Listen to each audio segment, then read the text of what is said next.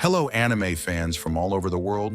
Welcome to our new channel, a new home for anime fans who want a quick, concise, and key point summary. In this video, we have cooked up something special, something that captivates hearts with its unique storytelling and thoroughly detailed characters. Additionally, it also has some of the science fiction genre sprinkled up. Ladies and gentlemen, today's video is on Rascal Does Not Dream of Bunny Girl Senpai. Since this is our new channel, only request a sub. So without any further ado, let's recap the anime that made us cry, laugh, frustrated, and everything. Sakuta Azusagawa is a second-year high school student. He is kind of a lone wolf who isn't troubled by things that your typical students care about, cell phones and fashion trends.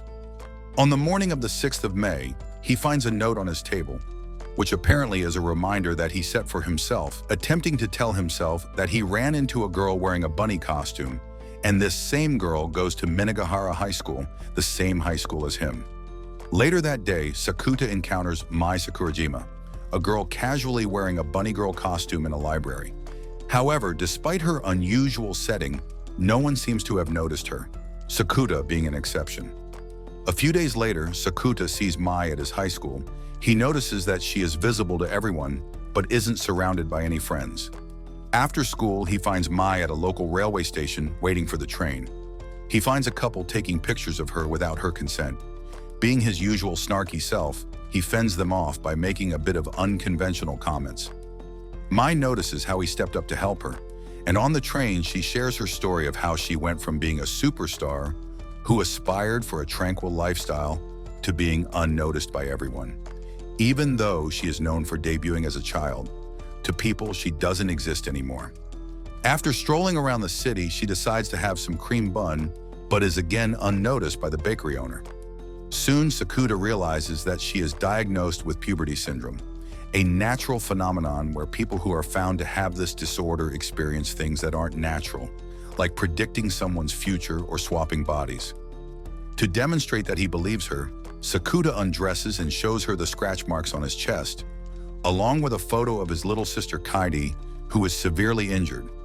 However, what's disturbing is that she wasn't beaten up or got into an accident. It happened due to her coming to be a victim of cyberbullying. He is an eyewitness who saw her getting those scars. This is what puberty syndrome is in his eyes. He isn't sure how these scratch marks appeared on his chest, but one day he woke up covered in blood and was rushed to the hospital.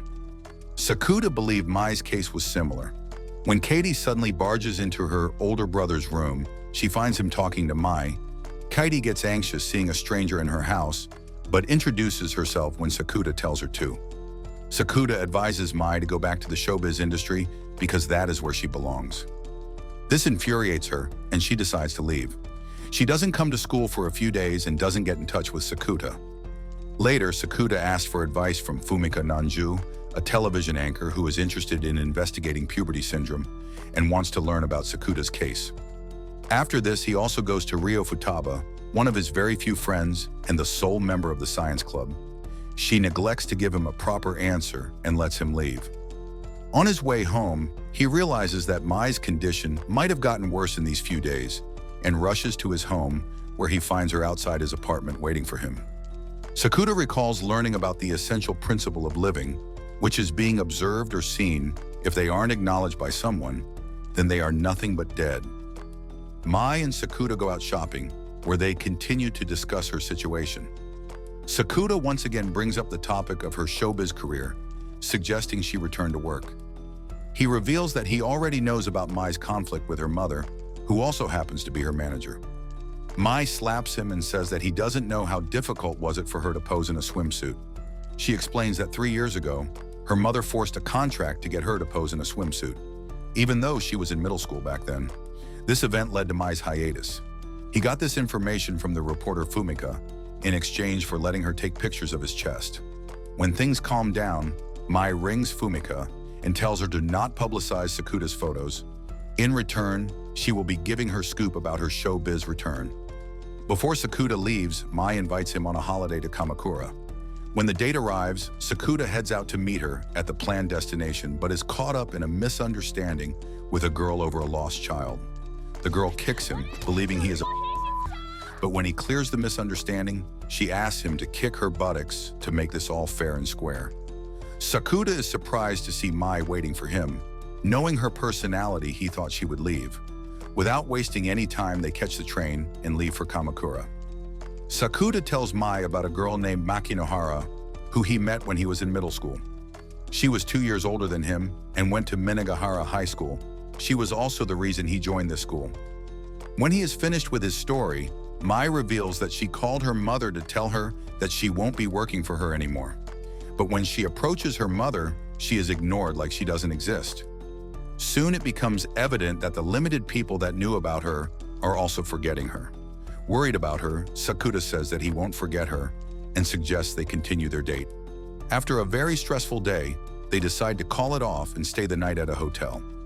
Sakuta calls his friends Ryo and Kunimi, and surprisingly, they seem to be the only ones that are aware of Mai's existence. Ryo advises him to bring Mai to school, where there is a chance people may recognize her. Mai opens her eyes next to Sakuta and learns that he hasn't slept at all. She tells him to get ready to leave, as they both will be attending school that afternoon. At school, Ryo informs him that everyone except for them has forgotten Mai Sakurajima. Ryo reveals that cognizance and observation play a key role here, then remarks that sleep, a state of unconsciousness, can make anyone forget about her, including them both, who actually didn't sleep last night. After learning the harsh truth, Sakuta again decides to not sleep at all, fearing he might forget her existence, and prepares for his exams that whole night. As a result, his eyes get dry, and the dark circle around it becomes visible the next morning. He continues to push himself, and even when the sleep is about to get the best of him, he finds a way to keep himself energized. The same day, he learns that Ryo doesn't remember Mai because she slept that night, and soon another day goes by without him sleeping. When Mai sees him in a zombified state, she adds some sedatives to his coffee without his knowledge, freeing him from misery. The next morning, which is the last day of Sakuta's midterm, Sakuta wakes up and finds a note on his study table. This scene goes back to when he found this note in the first episode. This indicates that the story started from episode 5. When attempting his test, he remembers everything about her through a kanji they studied together.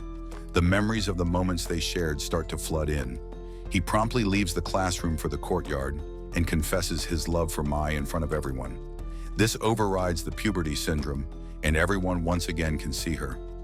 Mai gets emotional and chastises Sakuta for forgetting her, but calms down when Sakuta tells her that he endearingly loves her. In return, Mai also clears up the misunderstanding of Sakuta's hospitalization scene. Sakuta and Mai have returned to their usual role-playing, maintaining what they believe is normal behavior. On the noon of June 27th, they proceed their day by eating lunch that is exclusively prepared by Mai. When talking about love, he somehow convinces her to accept his feelings. The next day, he wakes up and experiences the same thing that he did the day before. When he relives June 27th multiple times, he asks Ryo for help. Ryo explains that what he is experiencing is a calculation of the future. This phenomenon is called Laplace's demon, and according to her, this phenomenon can be stopped if he finds the person who is behaving differently every loop.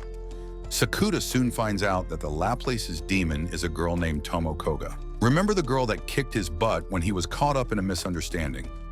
While hiding under a desk, Tomo explains that this guy named Maisawa has a crush on her, but she doesn't want to reject him because her best friend likes him. She doesn't want to become an outcast. Tomoe accidentally falls on top of Sakuta, and surprisingly, Maisawa and Mai happen to spot the two in an awkward situation. Believing that the day would reset once again, he refrains from apologizing to her. On the next day, he wakes up to discover that it is June 28th, indicating that the loop has broken. He panics, thinking how is he going to explain this situation to Mai? Later, Tomoe joins the cafe Sakuta works at as a part-timer.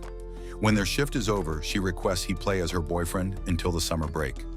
Seeing his little sister in her, Sakuta agrees to cooperate. Later that night, Sakuta wonders how is he going to explain himself to Mai, only to find her outside his apartment. Despite worrying about him being snatched away, Mai permits him to date the underclassman. The bag Mai brought has a standard frilly outfit that she gifts to Kaidi, encouraging her to become confident again. Sakuta digs out some information on Maisawa. His friend Kunimi tells him about Maisawa's crumbling relationship with his current girlfriend, a third-year student. Later that evening, Sakuta and Tomoe go on a date as planned. In a few things Sakuta notices about her, is how she is attached to her cell phone, always talking to her friends, and she is the type of person who follows people instead of having her own philosophies. Tomoe reveals that she prepared herself before coming to Minagahara High School. This preparation was adjusting her personality, what she likes and who she wants to be with. She now believes that she is a different person. Sakuta gives her a pep talk to boost her confidence, and she also starts to put her trust in him.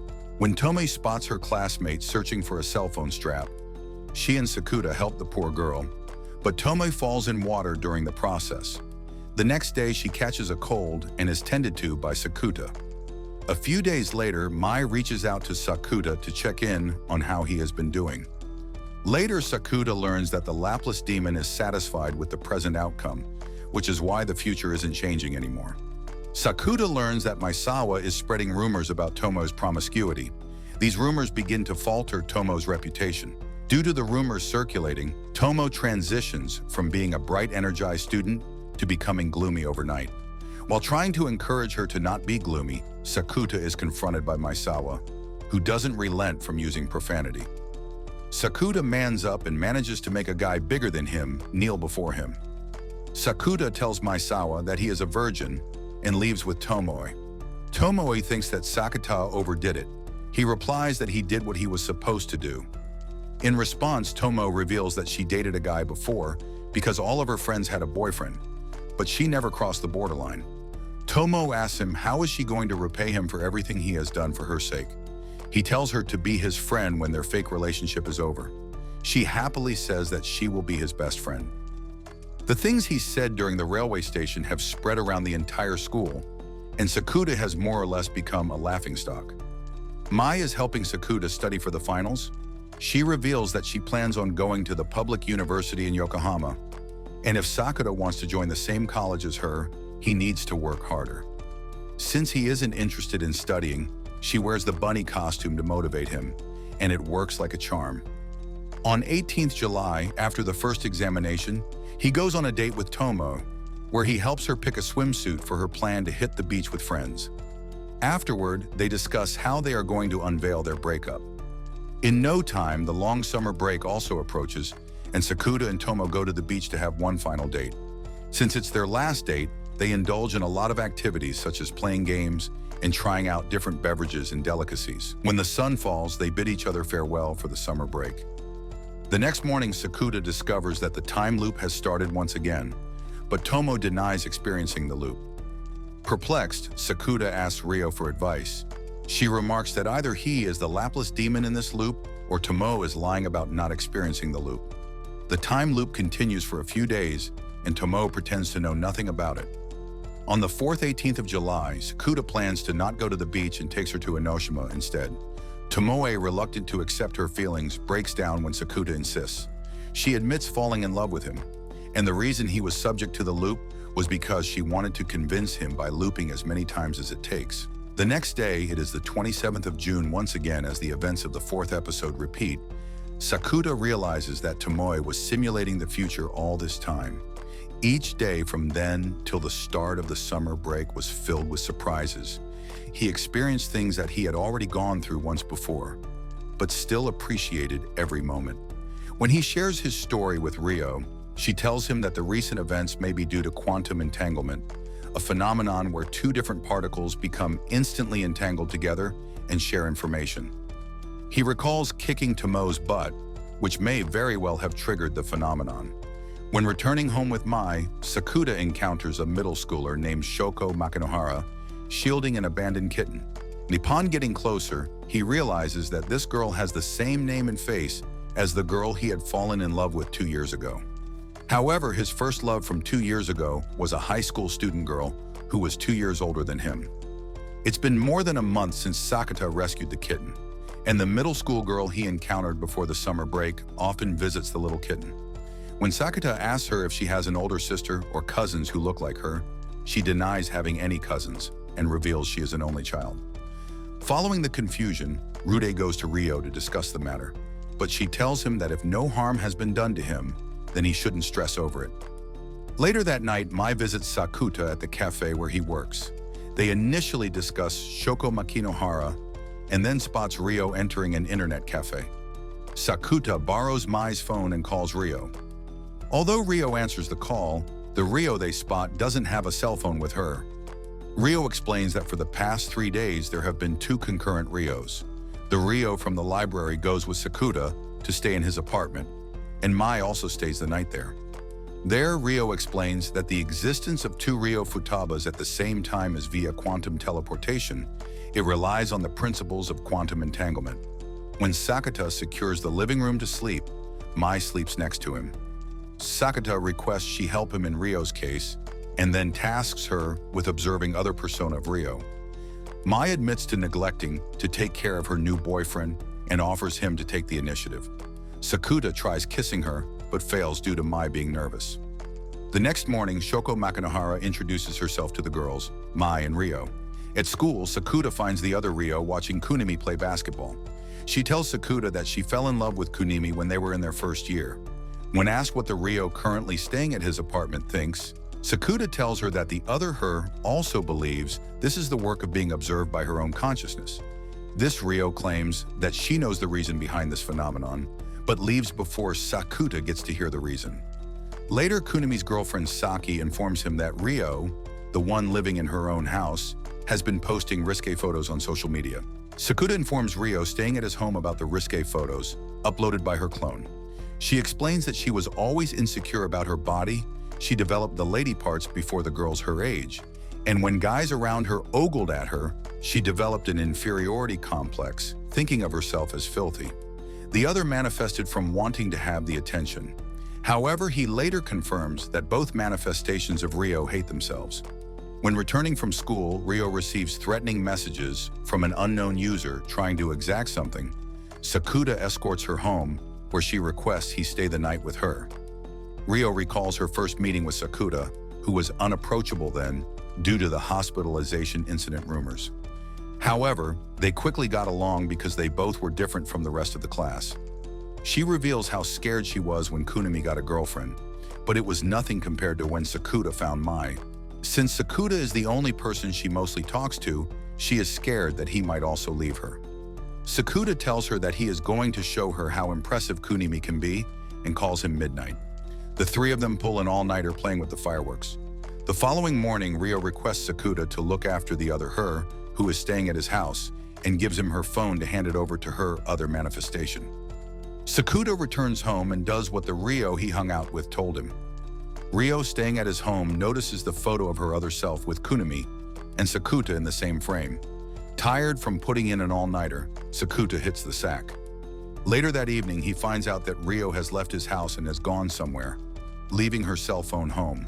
Sakuta rushes to find her and eventually discovers her at the school. His guest Rio tells him that her other persona fits better in this environment, and since she is not needed anywhere, she is going to leave. Sakuta does his best to encourage her, but collapses for running around in the rain. He wakes up in the hospital and once again reassures the Rio to embrace herself, her personality, intellect, and visuals. He convinces her to call her other self and invite her to the impending festival. Later, both Rio Futaba unifies and she goes to the festival with Sakuta and Kunimi.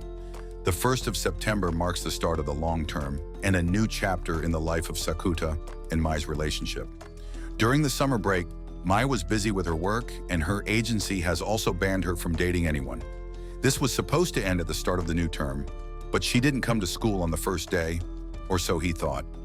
When Sakuta heads home after school, he encounters Mai and discovers that she has swapped bodies with her half-sister, Nodoka Toyohama. At Mai's house, Mai reveals that Nodoka came to her house and didn't want to leave. The next thing they know, they have swapped bodies by the morning.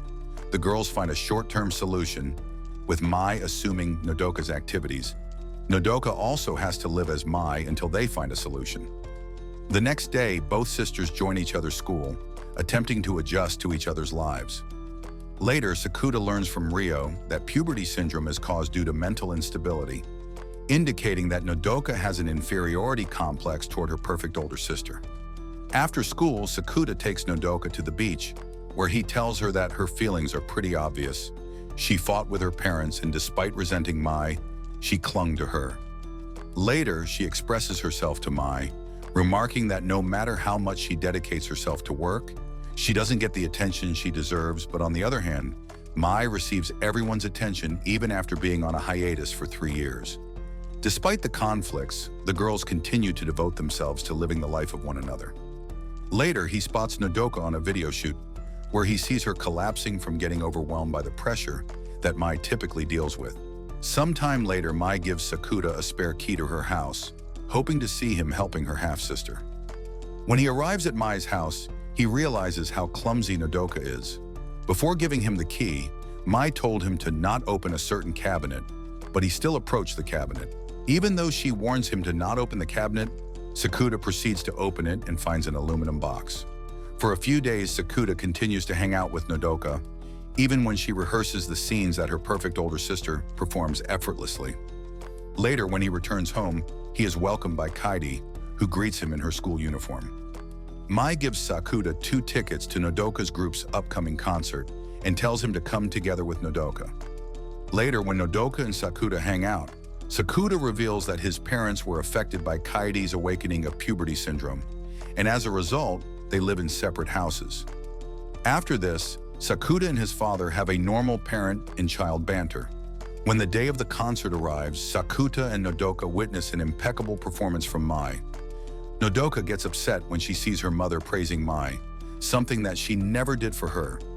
Distraught, Nodoka demands she wants to go to the beach, and when they arrive, she attempts to drown herself. Sakuta catches her and tells her that she is treasured by Mai, and he can even prove Mai's love for her younger sister. Sakuta takes Nodoka back to Mai's house, where he shows her the aluminum container containing letters that young Nodoka sent her. When Nodoka demands an explanation, Mai happens to be there, hearing everything. Mai remarks that she was taken aback when their father first introduced Nodoka, but began to adore her when she received those letters from Nodoka. She explains that she came to love her work because she was being encouraged by young Nodoka. After this, Mai reveals that Nodoka's mother truly cared about her daughter and was trembling while holding Mai's hand. Mai tells her that she should be just herself and that her life should also be simulated by her own decisions. After their little conflict, the sisters decide to make up. Since they both have honestly expressed themselves and their mental instability seems to have reverted to normal, the girls return to their original bodies. Rio explains that the younger sister's desires and desperation to become like her older sister triggered the transformation. It was a form of quantum teleportation.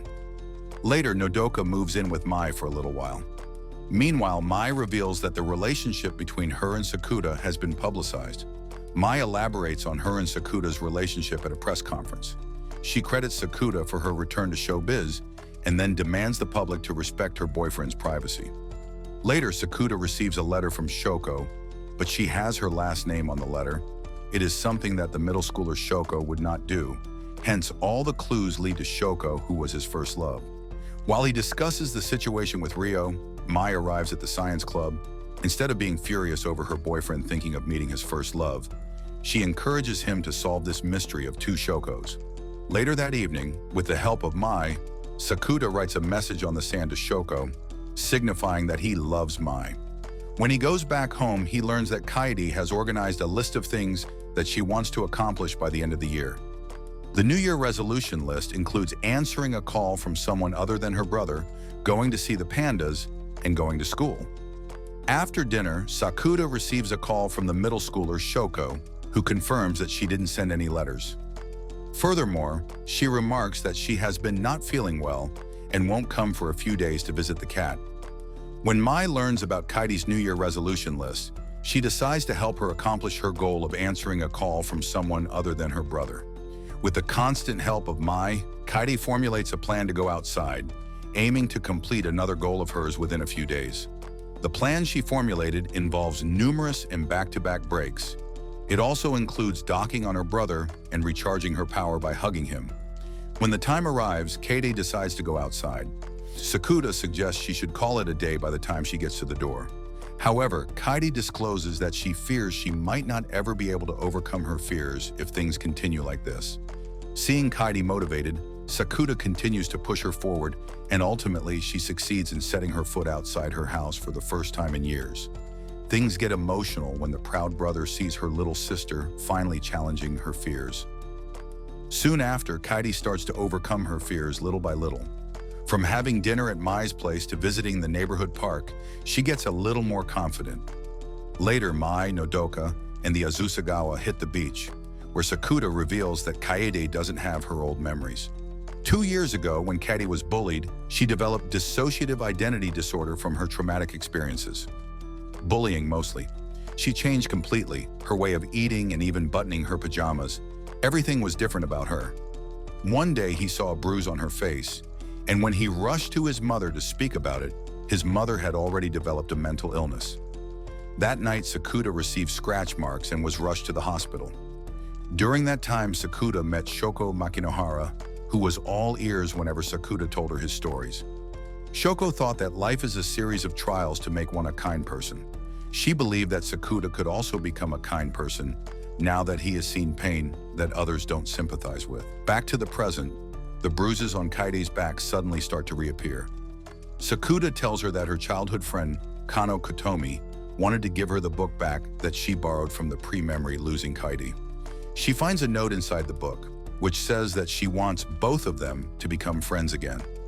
After reading this note, Kaede collapses and is taken to the hospital. The doctors explain that Kaede's old memories are returning, and soon the current Kaede would be overwritten by the body's original identity. On the day Kaede is recharged, she exhibits the will to go to school.